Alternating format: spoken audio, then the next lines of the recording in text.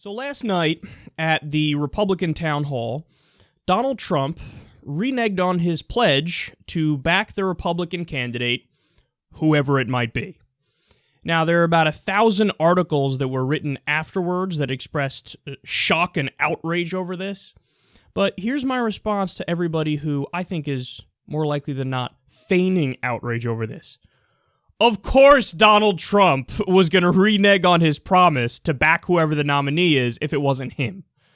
Now, it's overwhelmingly likely that it will be him, or that he will have the most delegates. He will have the most in terms of the popular vote also, going into the convention.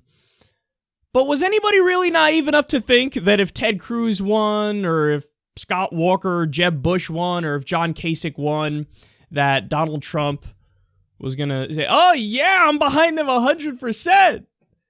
No. So now he says, of course I'm not going to do that. And people are like, did you tell a fib? Did you lie? Well, you have to realize, guys, the thing that he signed was not legally binding.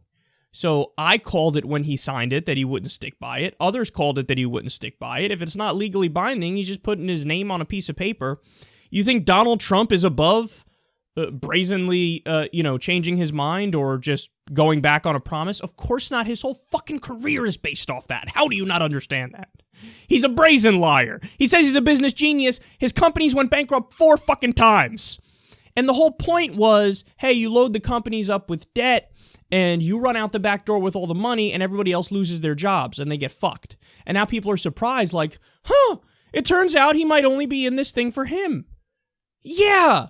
No shit. And furthermore, should Donald Trump go back on that pledge? At this point, even I say yes. Because I think Ted Cruz would need about 85% of the delegates moving forward in order to win the nomination. That's not going to happen. People talk about how Bernie Sanders is a long shot. He only needs about 55 or 56% of the delegates moving forward. Ted Cruz needs 85%. So he ain't going to get it. So for Donald to say now, yeah, if it's somebody else, I don't think I'm going to do it. Yeah, I kind of actually agree with him on that. Because the thing is, the Republican Party is going to try some tricky shit. They're going to try a brokered convention. They're going to do everything they can to keep Donald Trump out of power. But then they're going to try to flip it on Donald Trump as if he's the one doing the tricky shit. Well, in this case, it just wouldn't be him doing the tricky shit. He would have the most votes. He would have the most delegates. He might not hit the required number. But the people would clearly want him more so than they want any other candidate. And the Republican Party will try to play some games here and knock him out of power. And they'll try to flip it on him and do their standard trick where they blame the victim. And he's going to be like, I'm the one that has the most votes. So on that aspect of it, I actually agree with him. So my argument to them is, you made your fucking bed. Now you got to sleep in it. And the entire time, they're just pretending day in and day out to be so outraged by the things that Donald Trump is saying. Guys, on social issues and half the time on foreign policy, not only is he like the Republicans, he's the quintessential Republican. And then on economic policy, sometimes he's significantly better than the other Republicans. We've spoken about this before. He says, I'm not going to cut Social Security. I'm not going to cut Medicare. Sorry, not sorry. While Marco Rubio and Ted Cruz were up on stage saying the exact opposite. Well, people don't like that. He says, I'm not going to do any more stupid trade deals that ship out American jobs. Again, that's a more liberal position than the rest of the Republican Party.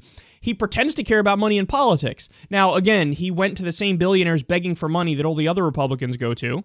They said no. So then he turned around and said, money in politics is the problem. So he's lying, but at least he pays lip service to these things. So on fiscal issues, he's actually better than the other Republicans. And on social issues, he's the Republican id. So he comes out there and he says, yeah, I know you guys have been talking in coded language about enhanced interrogation and being tough on our enemies. I'm just going to say it. We should torture. And then the Republican establishment turns around and they're like, I can't believe you said that. Bitch, that's your position too. You just use more coded language and beat around the bush. He's like, no, I'm going to torture. He's also, let's attack civilians in the Middle East. They're like, oh my God, how can you say that? It's your fucking drone program that was set up, which is now killing 90% innocent people. We miss our target 90% of the time with the drones. You are killing innocent people. You killed minimum 200,000 civilians in Iraq. And now they're like, civilian deaths in the Middle East. Yeah, that guy just came forward and said what you really believe and said what your policy has been all along. So nobody's buying their faux outrage because it's faux outrage. The real reason they're against Donald Trump is that for better or for worse, he's uncontrollable. Nobody knows what the fuck he's going to do. He's a giant question mark. Is there a small percentage chance, 5% chance maybe, he gets in office and he actually does some things with trade deals and makes them not as shitty and, doesn't cut Social Security and Medicare? Yeah, I guess so. But there's also a large chance that he doesn't do that, and there's a chance that he is just an out-and-out authoritarian and a fascist.